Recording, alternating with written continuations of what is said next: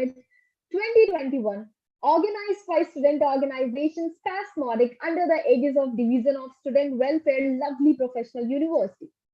From the society of women being a part of the kitchen to the society of women leading the world, women have played a various roles in part of empowering. In this society, in this era, we can say that we are not talking about women empowerment anymore, but we are talking about the various women who are actually empowering the millions. So this session is all about the women workforce in our nation and what are the various aspects of the improvement that is required. And for the same, we are going to have our guest. We are going to have three of the panel members from the Nikore Associates. Let me introduce all of them one by one. Our first panelist will be the economist and policy specialist in infrastructure, industrial development, and gender issues, founder of Nikore Associates, Miss Mitali Nikore. We are also going to have Chandni Ganesh, Assistant Nikore Associates. Last but not the least, we are also going to have Miss Vidhi Naran, Research Manager, Nikore Associates. Thank you so much, everyone, for being here. This is the day for the women. This is the day for the girls out there who are going to learn a lot from you all. The stage is all yours, and let's make the day productive. Thank you so much. Hi, everyone. Thank you so much for having us here. Mitali Nikore will be joining us in just a couple of minutes. But before we go ahead and speak with Mitali, I'll just let you know about the topic that we'll be delivering today. We're going to be discussing the historical trends of female labor force participation rates and the impact that COVID-19 has had on those rates. I'll also be talking a little bit about the numerous women that we've spoken to over the course of the pandemic and the lessons that we've learned from them about their lived experiences. Um, so if I could just ask if we could pull up the presentation before we begin. Yeah, sure. I think so. We can go forward with that.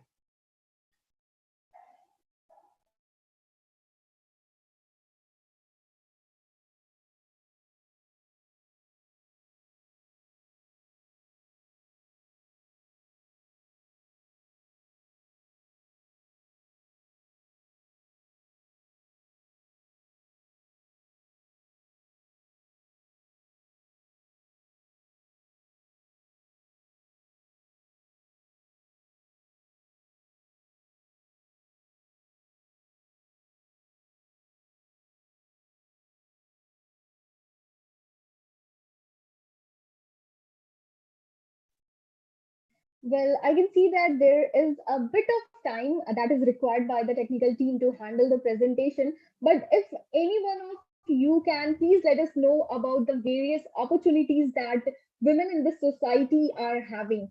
Because, bringing up or getting up in the corporate world for the college students, it's a huge step. And being a girl, it would be an honor to know about the various aspects because you are already in that corporate field.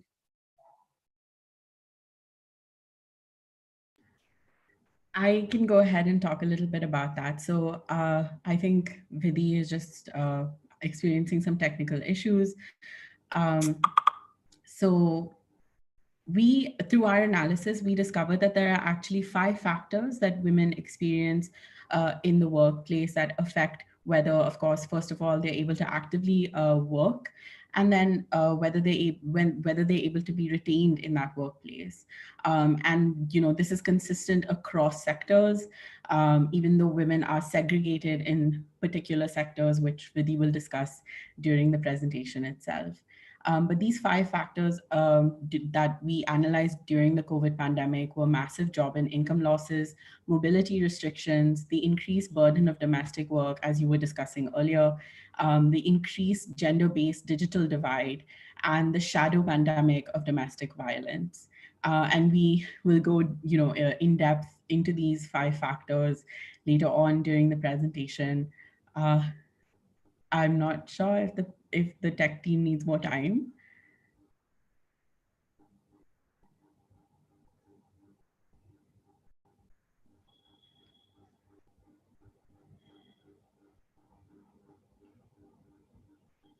All right, I think we're still waiting for the tech team. Um, Right. yeah, Vidhi, do you want to go ahead and just explain a little bit about the massive job and income losses before we dive into the other four factors? Yeah, sure. I'll just give a brief about what we've been researching on.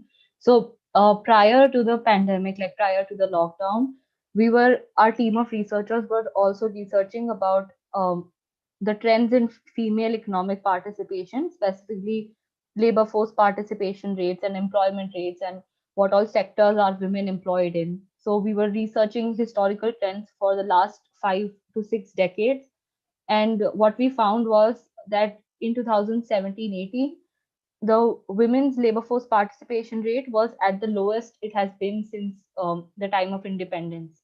So that was a very shocking finding for all of us, which sort of motivated us to, dive deep into what are the reasons behind these trends, and why is the labor force participation rate so low. And now, post COVID, because of the lockdown, what we have seen is that um, these gaps in the labor market, these gaps in wages and employment, has widened now. And what we've also seen is that the recovery for women, especially, has been very slow as compared to recovery for men. Like, men have started going back to their jobs, men have started going back to their work, but women are still facing the restrictions that they face at their houses, with regards to domestic work responsibilities. I think Mitali is here, so we can. Yeah, hi Mitali. Please, Vidhi, continue. Yeah, I was. Yeah, so this is what we found during the pandemic, and like when we present the findings, we'll go deeper into the specific numbers that were there that we found, and the 5 factors that Chandni talked about. Well, let me take this opportunity and acknowledge the presence of economist and policy specialist in infrastructure, industrial development, and gender issues, as well as the founder of Nikore Associates, Miss Mitali Nikore. Ma'am, it's an honor. We are just in the process of having the presentation, but before that, it would be great if you would talk about the women in the society right now during the pandemic. It would be a great information for the people here. Thank you so much, Pragati, and thank you for having us. And I'm very glad to have my colleagues Vidhi and Chandni here. Vidhi has been supporting our work at Nikore Associates for close to 2 years now, and Chandni almost a year. She's also completed almost a year with us. So, they are like the core of our research on this topic. And Chandni literally has done so many consultations herself, almost 50 consultations she has been part of, talking to women to understand what really happened. So of course, we know there are a number of studies that are coming out, and I think it's really brilliant to see that there are a number of research organizations that are trying to understand what the impact of the pandemic has been on women, and particularly on women's work, right? And even at the Asian Development Bank, I've recently published, an article which I think, Chandni, if you can probably share it in the chat for everyone to see. We have recently published a piece trying to say what has actually happened, to women, and to the, to women through this pandemic. But what we really have to do is take a step back and think for ourselves, what do we see in the life in the world around us, when we're trying to understand the impact of this pandemic. It's very important, of course, to speak to women from diverse fields, for researchers like ourselves, and be able to relate these findings to you. But when you are trying to understand it, you must look at the women in your lives, and you must look at your colleagues, your friends, your relatives, your own mother, and always think, how is this affecting her differently? When I look at my mother, I definitely see that, the lack of any kind of household support has made unpaid work an inevitable choice for her, despite the fact that she is so old and she has to do it herself because I am not living with her. Right. And I'm sure this is the case with a lot of our parents, and, with especially the older generation, where men were not helping at all in the house. I'm talking about urban areas. Now, when we generalize this, right, and when we start looking at this from the lens of an academic, then we say, what are the numbers? And the numbers are clear in front of us that women are doing 5 hours of unpaid work every day, and men are doing just 30 minutes.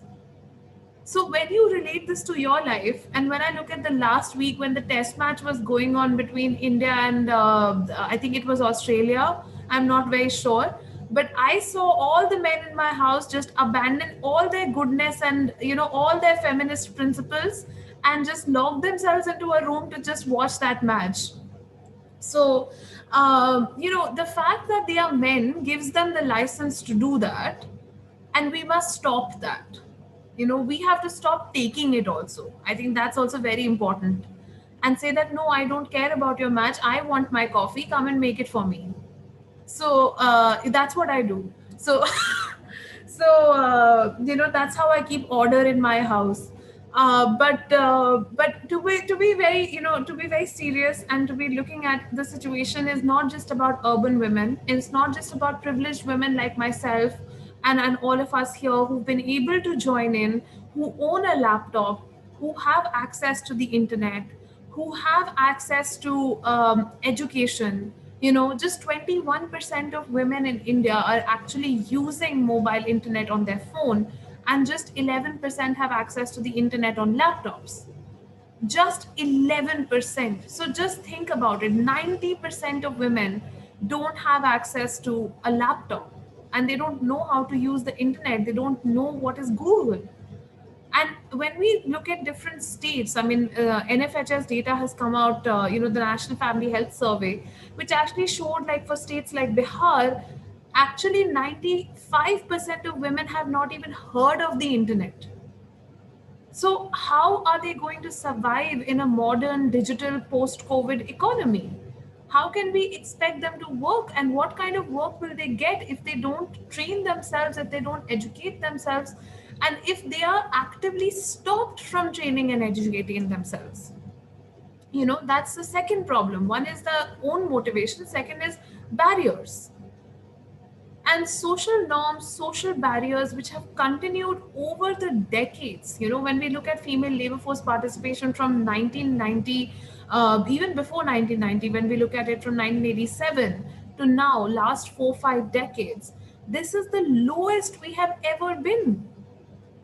And why is it that we are falling? Why is it that women are not participating in a liberalized economy when things are opened up? Why are they not participating in greater amount of work? It's because of inequality.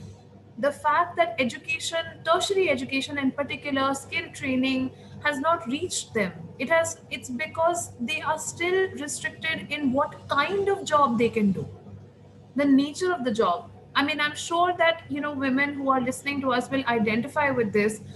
How many times have your parents asked you, what time are you going, where are you going, and what time will you come back? Even if it is for work, right? One thing is that it's for leisure, but if your boss asks you to go out and do a meeting at even 6 p.m., you might think about it 3 times. What am I going to tell my parents? So this barrier doesn't exist for men.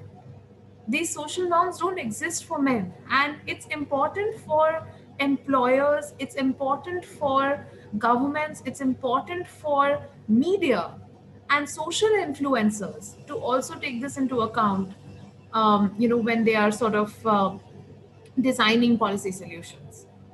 So I'll stop there and ask Vidhi and Chandni to take over the presentation. Well, thank you so much, ma'am. Right now, I was just talking about that this station is specially made for women, but let me change that statement. This station is made for everyone, for men, rather than your age. If you are if you are a child, if you are an adult, whatever you are, this station is made for you because you need to learn various things about it. I think so. We are ready with the presentation. So please let's move forward with it.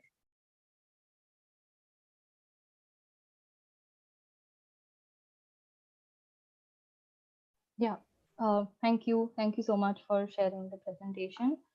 Um, So before we dive into what the impact of COVID-19 lockdown has been on women, we would just like to discuss in brief what have been the historical trends in the labor force participation over the last 4-5 decades. So over the past 2-3 years, we've seen that India has been touted as one of the fastest growing economies, one of the next upcoming superpowers. And we've seen considerable gains in education, we've seen rapid economic growth, but we were also made to wonder how are women, India's women, contributing to this exceptional growth. And while we studied data from the National Sample Survey Organization, we found that the female labor force participation, which is the number of women looking for work or working, was only 17.5% in 2017-18, and it was the lowest it has ever been since independence. And in fact, India's female labor force participation is among the lowest globally. Now on the slide, you can see the labor force participation rate in urban and rural areas for population above 15 years of age, which is the working age population. As you can see, the difference between male and female labor force participation rate has remained around 40 at around 40 percentage points over the last 5 decades. It has, we failed to narrow down the difference even in even in the 21st century. Um, Yeah. So for now, if you look at the for women in rural areas, the labor force participation rate almost halved from around 53 from around 53% in 1987 to around 26.4% in 2018. It almost halved. But again, in the urban areas, you see the decline is not that steep. So this explains that the exodus of rural women from the labor force was a key driver of the falling labor force participation rate, especially since around 2004-5. Similarly, the unemployment rates were also rising around 2011-12, while women in rural areas were moving out of the labor force because of rising automation in agriculture or textile industry. There was an increase in proportion of employed women working as salaried or regular workers in the urban areas. Yeah. So now we see that, the urban areas saw an increase in the salaried workers. The casual labor has remained a norm for women for the type of employment for women in rural areas. Moreover, the gender wage gap, as you can see on the slide, has remained sticky and above 60% for over the last 3 decades.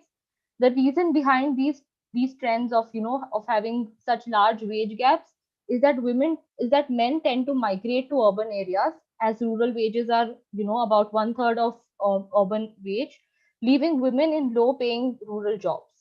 And also, along with that, there are stereotypes of women's work being labor intensive, coupled with low levels of skilling for women in rural areas, which leads to women having the only choice of performing these unskilled and helper type roles, even in the organized sector such as manufacturing, resulting in lower wages for them.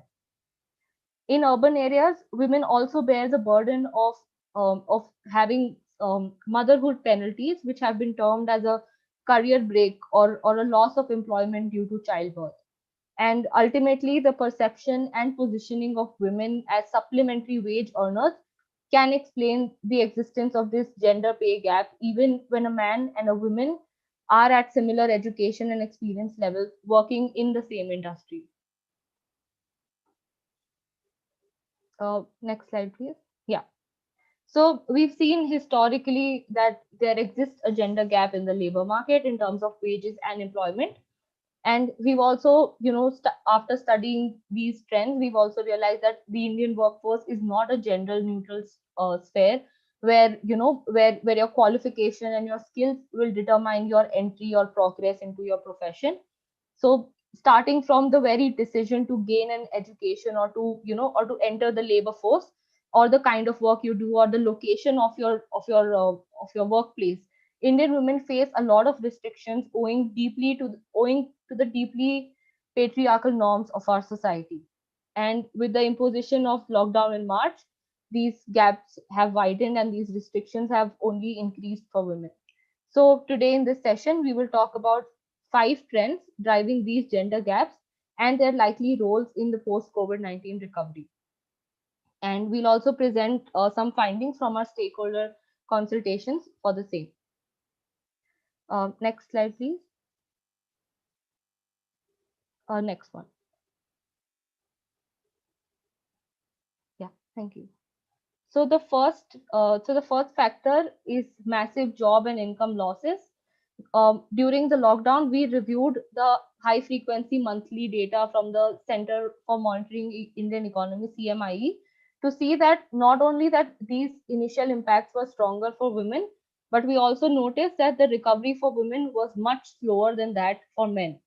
As you can see on the slide, we have the charts for the um, number of males and females in the labor force divided as per rural and urban areas. You see that the size of labor force contracted a lot, and between March and April, during the lockdown months, 13.4 million women, which is 26.6% of the women who were in the labor force, they moved out of the labor force versus only 13.4% of men, which was around 51.4 million men. Now you see that the absolute number might be higher for men, but we also have to notice that the number of women in the workforce was already lesser to begin with. So out of that lesser number, the proportionate decrease for women was much higher than that for men. Next slide, please. Right. And if you look at now, if you look at the size of the labor force in 2019 to 2020, we see that in December 2020, around 8 or 9 months into the lockdown, there were still 11.5 million fewer persons in the labor force versus in December 2019, out of which 7.5 million were women. The overall size of the labor force also shrunk by 2.6% between December 2019 to December 2020, and the size of the the size of the female labor force shrunk by 14%, and for men the number was just 1%. So we see the difference between the impact that this lockdown has had on men and on women.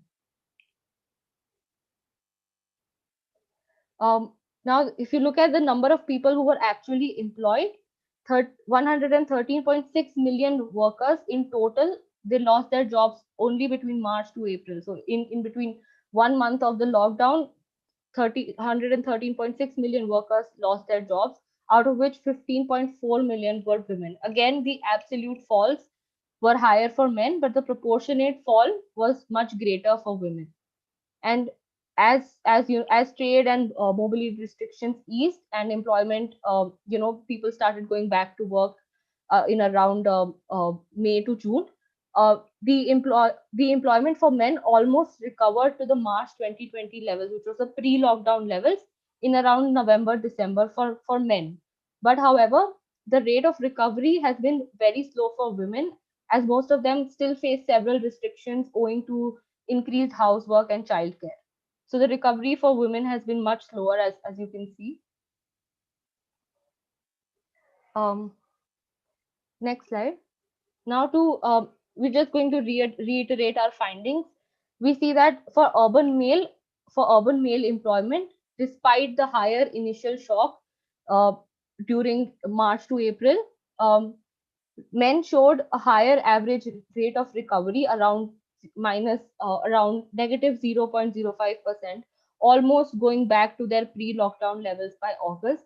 While for women in urban areas, we saw a much slower average recovery rate of around negative 2.75%. So again, you can see the large gap between how many women were actually able to go back to their jobs. Now, similarly for rural areas, men were again the fastest to recover. Their recovery rate was around minus 0.02%, with their employment bouncing back to the March 2020 levels just around about in August. But again, for women, the recovery was much slower.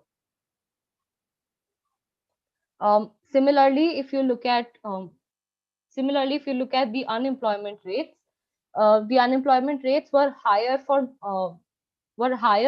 for women than for men throughout the period of the study, which was from January to December. Can you go to the next slide, please? Next one. Yeah, thank you. Yeah. So as I was saying, that the unemployment rates for women were higher throughout the period of study than they were for the males, as you can see on the graph. And the lockdown only amplified these numbers. But both for the male and female, the unemployment rates remained higher than 2019 levels. But this was only during the initial 2 months of the lockdown, around March to April. In the following months, the male unemployment rates, reduced to pre-lockdown levels and were comparable to around 2019 levels. But for the female, unemployment rate was still a little higher. Again, now if you look at just a couple of months back in December 2020, we see that the female unemployment rate was at 22.9%.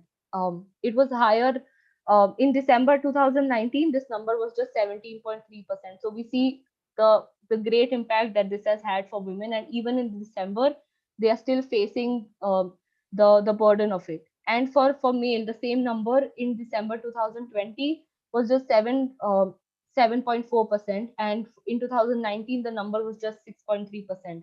So again, you can see how wide the gap has been. I asked Chandni to take over to discuss the other impacts. Thank you so much, Vidhi. I think this sets a really good background for discussing the other four factors as well as the lived experiences of women. Could I please request the next slide?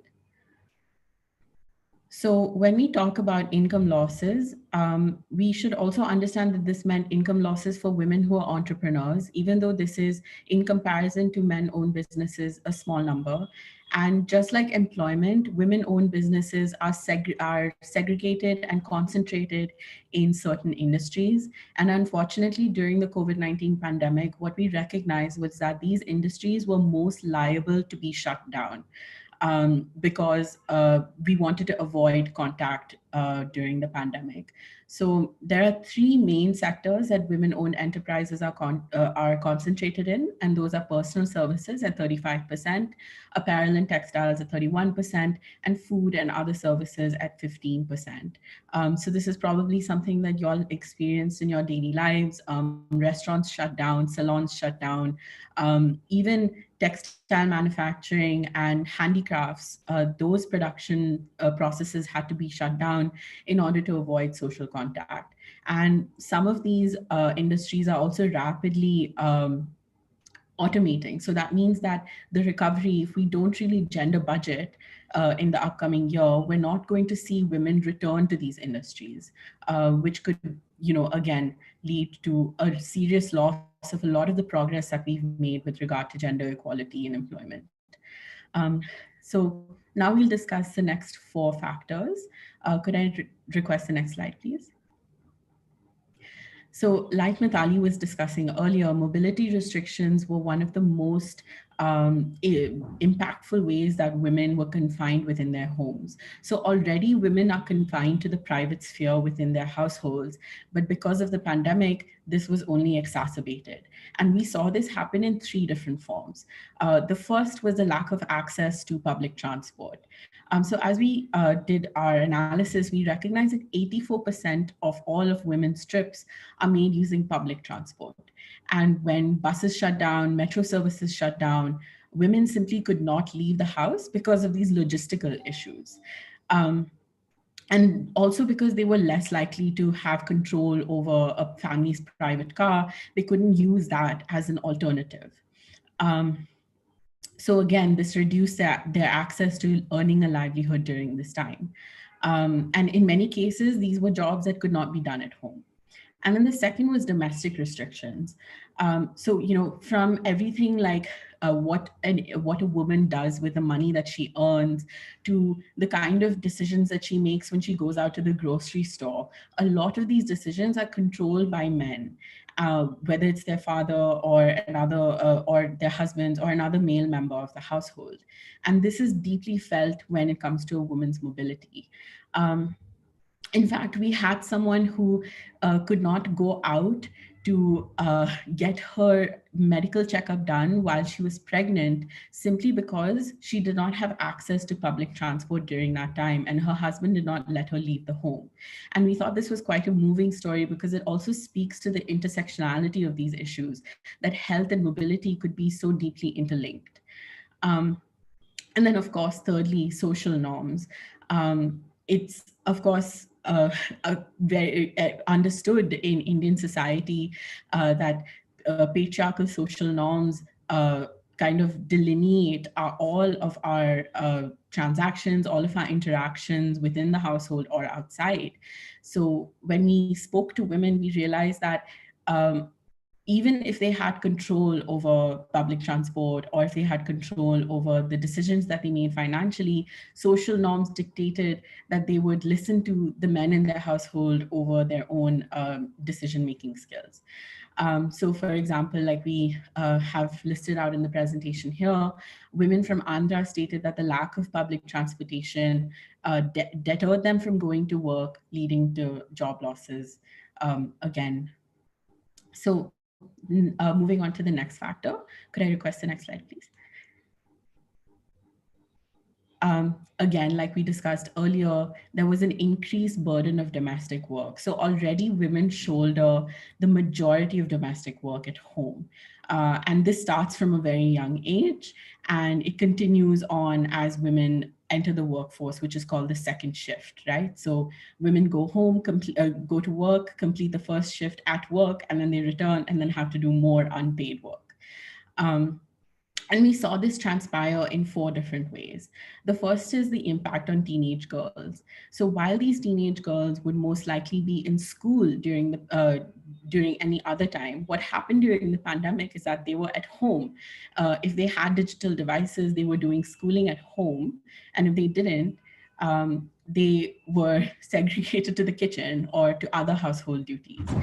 And even in cases where girls did have access to digital devices, their learning was interrupted simply because they were present at home and their family members had them do, cleaning and cooking and things like that within the household. And so we actually spoke to a principal, and he told us that he experienced a disproportionate rate of dropouts when it came to girls in comparison to boys. And this is progress that he will never be able to make up for in the future, because these girls will get married off. And in fact, if you looked at the statistics, there were an increased rate of child marriages during the lockdown.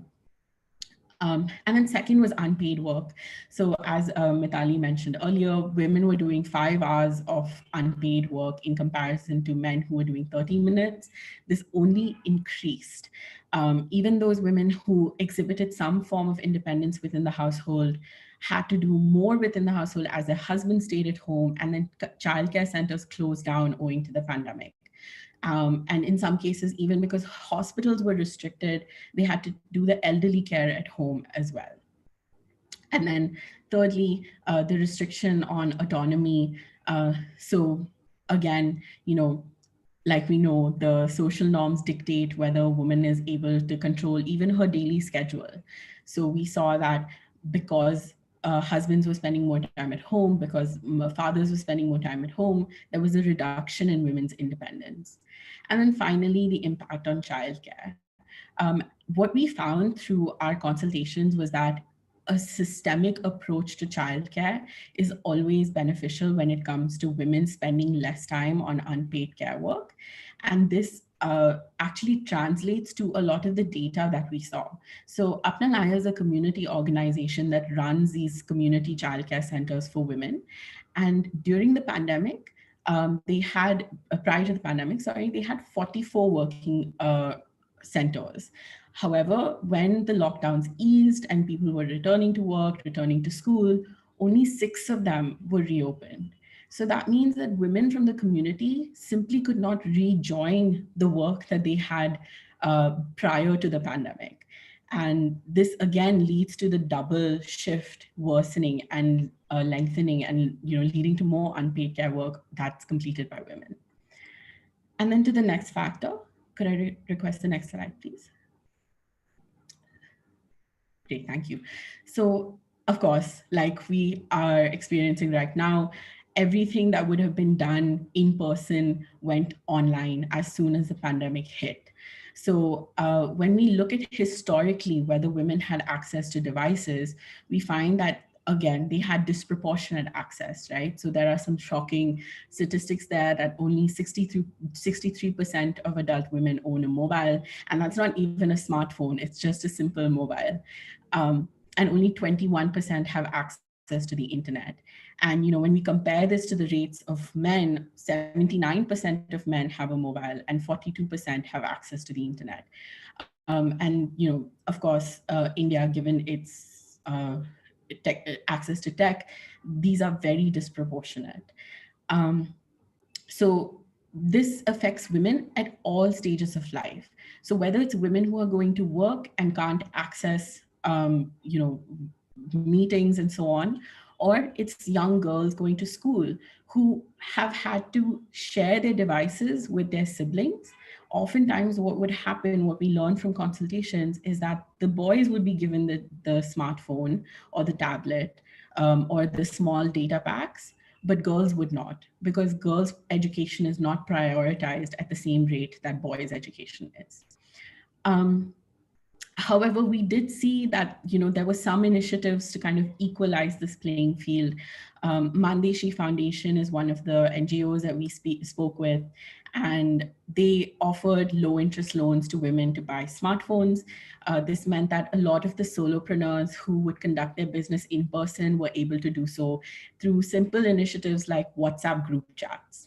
And they would sell on these group chats. And they even, Mandeshi even created an online marketplace and trained women on how to use this marketplace. So, that kind of ingenuity, women were so quick to pick that up. And if this kind of community initiative were to be expanded across the country, we would see even more gainful employment come out of that. But of course, nonetheless, there were drawbacks. There are women who are simply hesitant to move to an online marketplace because they haven't been able to have this access to technology. They weren't trained in this technology. So we really need more initiatives in that area. And then finally, the shadow pandemic of domestic violence. Could I request the next slide, please?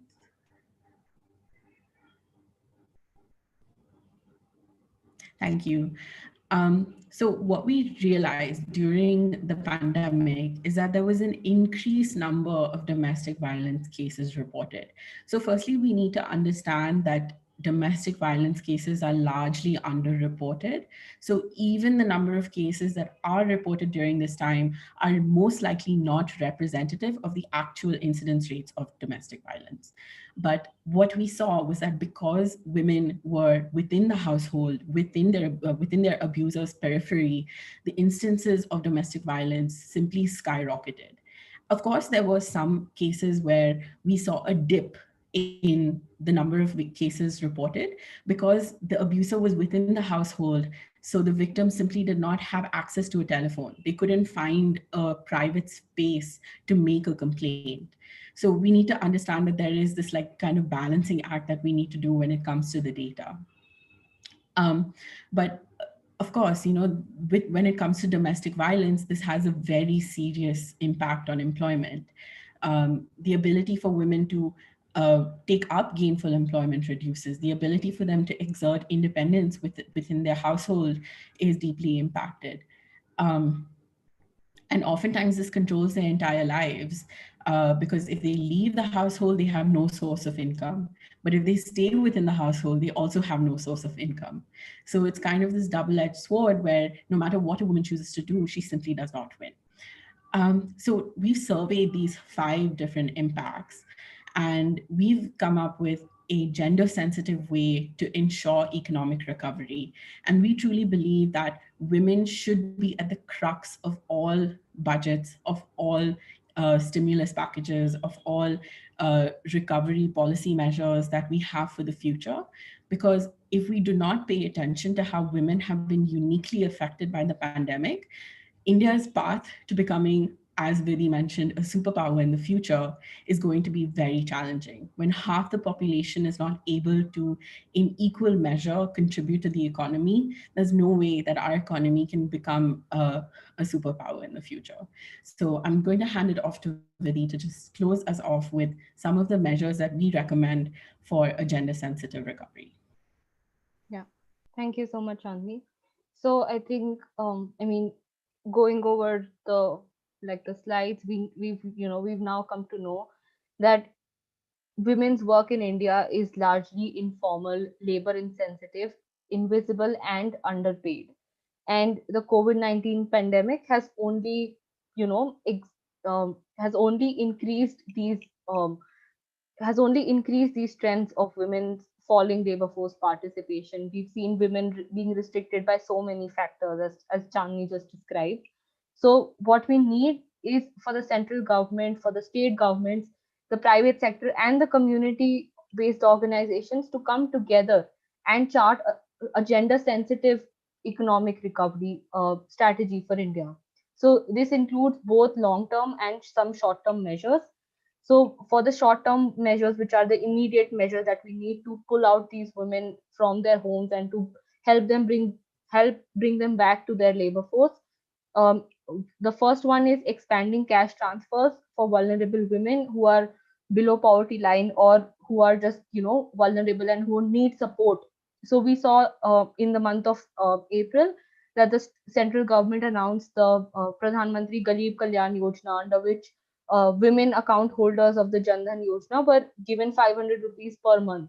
So we need that support to be continued even after the lockdown has been removed um, or the restrictions have eased, because even though the restrictions have eased, the women have not recovered from the impact or the shock of the lockdown. So we need that continued support in form of cash transfer for women, so that at least they're able to access some data packs, or they're able to access modes of transport to be able to go to work. The second one is incentivizing retaining women informal workers in the labor force. As Changi mentioned, that women owned businesses were the worst hit, and the sectors that were the worst hit by the pandemic, such as manufacturing, hotel and transport industry, tourism, education and health, these are the sectors that employ the most number of women in our country as well. So these are the sectors that also require immediate support from the government, so that they're able to retain these women in their labor force. Because as we know that once there is a crisis, women are the first to lose the job. Owners are more likely to retain men rather than women.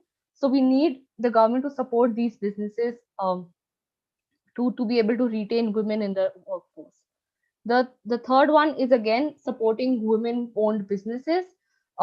We've seen that a large number of the MSMEs in India are owned by women, but they face a lot of problems such as cash crunch. They do not have access to marketing facilities. They do not have access to trade fairs or exhibitions, now that we have such restrictions. So we need the government to help them, to provide them skill training, services online, and also provide access to these online services, so that we make sure that these women owned businesses do not shut down. The last short term measure that we need is to support the female frontline health workers, who are the ASHA and the Anganwadi workers. I believe that the ASHA and Anganwadi workers have been shouldering the entire responsibility of supporting relief measures that were announced by the government of India. They were doing contact tracing, isolating people, they were distributing government relief rations to people, even in containment zones, even in isolation wards. They were going and delivering medicines and ration to people.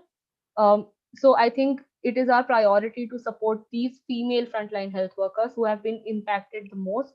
They were not Their salary or their honorarium is a mere value of 2000 3000 rupees per month, which is also based on the number of beneficiaries they reach. So we need them, so we need the government to increase their salaries, give them a fixed payment, and also give them some sort of COVID support, in form of increased COVID incentive, in cash form. At last, the long term measures that the government can take is first increasing our gender budgets. Gender budgets currently average around 5% of our total budget expenditure. It's actually around like lower than 5%, and we need to increase the gender budget so that national, state, and district level governments are able to implement programs and schemes, um, which improve women's livelihood and which improve women's life even better.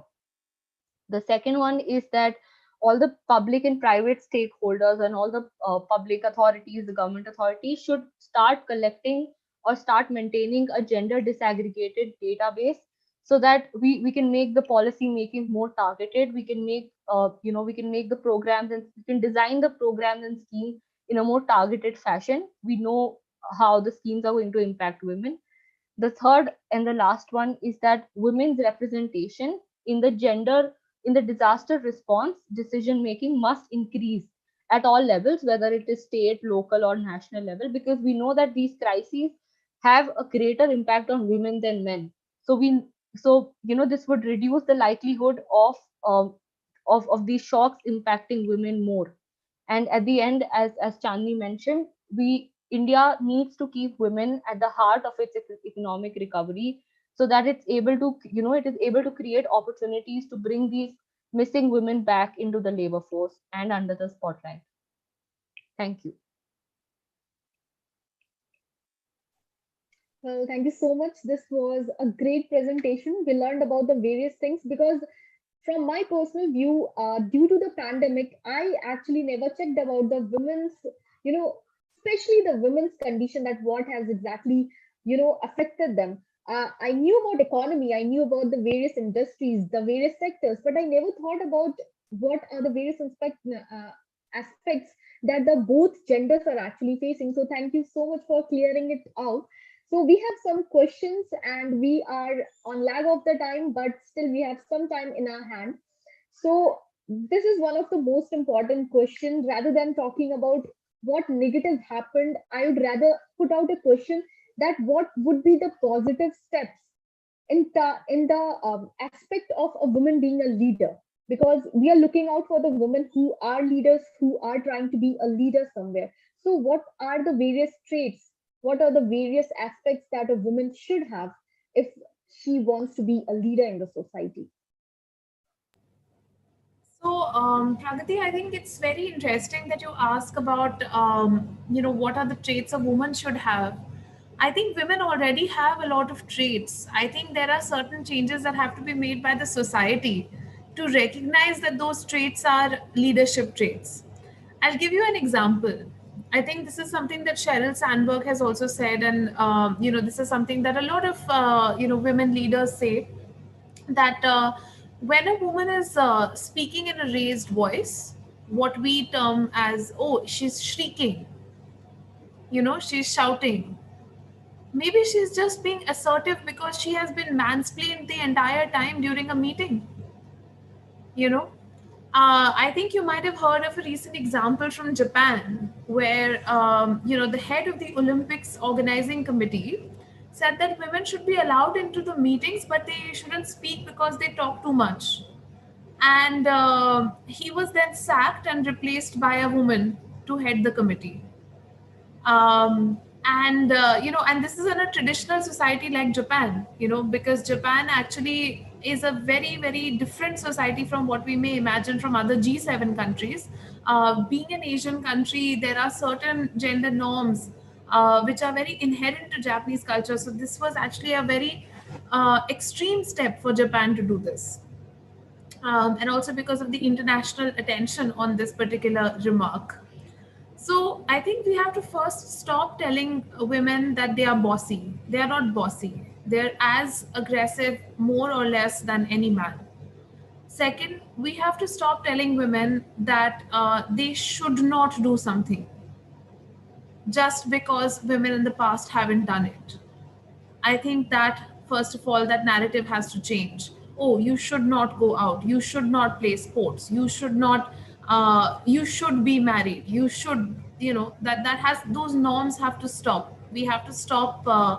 Telling women how their lives should be.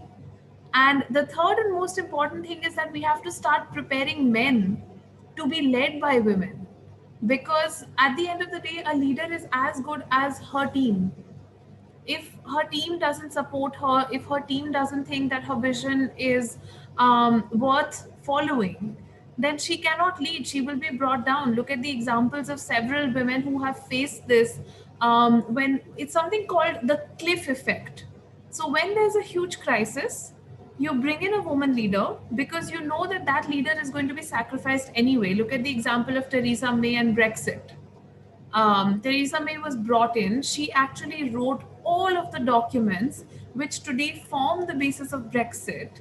But because many people do actually believe this, that because she was a woman, it was difficult for her to negotiate that agreement. Boris Johnson then came in, Theresa May sacrificed, and Boris Johnson takes the credit for Brexit happening, even though she did all of the hard work to actually draft the details of the agreements between Britain and the EU. So I think it's very important for us to train men to look at women as leaders, and for them to be accustomed to the fact that a woman would be in a leadership position. So I don't think that women have to do anything. I think men have to do a lot more for women to emerge as leaders and stop creating the barriers that they are. Well, this was a very different answer. I was expecting something else, but I think so. This was the perfect answer for my question. I believe that there are so many people who are actually not in the form of following women. And let me tell you that there are various examples, as you quoted about the Brexit, that yeah, everything was done by the woman, but somebody else took the credit. But this is a positive thing that we are going to be a new society with the various reinformation. And let's hope for the great variations that are going to come post COVID. So, with this, I think so we are out of the time. This is the end of the session. This was great. This was great for everyone, for all of the viewers, because we are at the age that which can bring the change in the society, I believe. So thank you so much for being here. I would like to thank the student organization Spasmodic. Ma'am, would you please share a word of appreciation for the students who have organized this beautiful event? Absolutely. I think, in the time of COVID, to sort of bring everybody together, to coordinate schedules across so many speakers, across so many organizations that you have brought in as your partners to create this entire summit, and to, obviously give a different perspective to the students who are unfortunately stuck at home and they're not able to go out, socialize, and, they're not able to do their classes in person. And I'm sure are definitely Zoom fatigued. So I think it's really nice that you're doing this initiative. And also, I want to just say that, for anybody who is interested in doing more research, who wants to become part of our organization at Nikore Associates, please go on to our website. It's nikoreassociates.com. Look at the different roles that are available for people to intern and for people to contribute to our research. We have research intern positions, we have social media team positions, we have positions in our editorial team. So, please apply, and, we'd be happy to evaluate your application through our online portal. So please do get in touch with us. Thank you so much, ma'am, for providing this opportunity as well. So this is the right time to grab this opportunity. Please go on the website of the Nikore Associates and grab the various options that are available for you. So till then, we will be bringing more sessions for you under Global ManTech Summit 2021. But till then, stay safe, stay growing, stay learning, and be at home. Thank you so much, everyone. Thank you. Thank you.